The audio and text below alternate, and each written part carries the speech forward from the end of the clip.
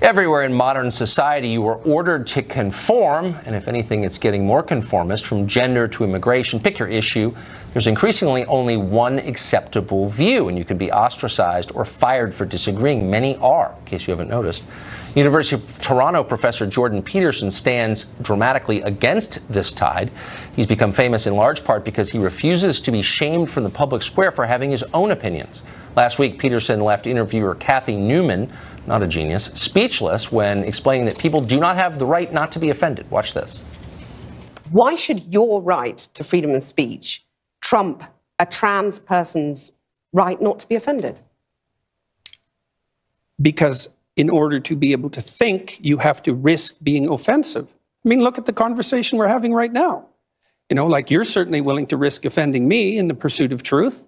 Why should you have the right to do that? It's been rather uncomfortable. That's fine. I think more power to you, as far as I'm concerned. So you haven't sat there and I'm just trying to work that out. I mean, ha, gotcha. You have got me. You have got me. I'm trying to work that through in my head. Really one of the great interviews of all time. By the way, you should say Jordan Peterson has a new book out, 12 Rules for Life. That clip is everywhere. Jordan Peterson joins us tonight. It's an honor to have you, Professor. So I've watched you for a while. I've always thought you were a truth teller. One of the chapters in your book is Tell the Truth. That's one of your rules. What are some of the things that you think we're forced to lie about in this moment? Well, I don't know if we're forced. I think we make a choice.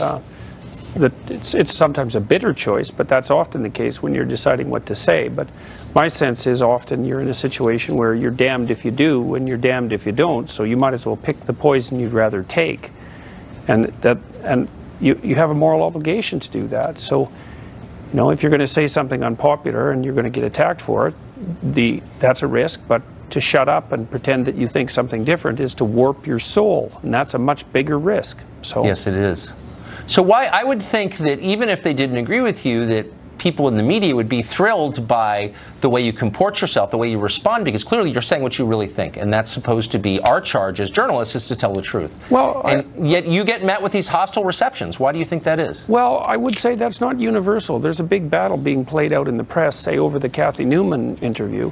There are people who are casting her as a victim because she's been vilified as a consequence of the interview. But there's been many, many people in the media who stood forth and said that it's necessary to be able to say what you think. So it's not a battle that's over yet. Yeah, it's good. It's good. Surprising, but good. So if you, in the book, you have a number of these rules, and Rule 5 just jumped out at me as a father. You said, here's a rule. Don't let your children do anything that makes you dislike them. What does that mean? Well, it means, first of all, that you should understand that you are actually capable of disliking your children, and that because you're larger and more powerful than them, if you let them misbehave in a way that makes you dislike them, you're going to take revenge on them in a very bad way, and sometimes over decades. I've seen that as a clinical psychologist. But more importantly, if your children behave in ways that make you dislike them, assuming you're reasonable, and that might be something you want to discuss with your wife, then other people are going to dislike them too, other adults, and then they won't teach them things, and they won't pay attention to them, and they'll only smile falsely at them, and other children won't want to play with them and include them, and that's a catastrophe for your child. So it's very helpful to help your children behave in ways that make other people welcome them, because then everywhere they go, they're welcome. And there's nothing better you can do for a child than that. Very smart. In the minute we have left, if you could pass on one piece of life advice, and this really is a book of life advice, to our viewers, what would it be? Stop saying things that make you weak. What does that mean? Well, if you pay attention to what you say, you'll know that sometimes you feel like you're standing on a rock, that you're in a solid place, and I suppose that you're speaking from your heart. And other times you're saying things just to look good and just to buttress your particular status at the time, and that makes you feel weak. You sell yourself out.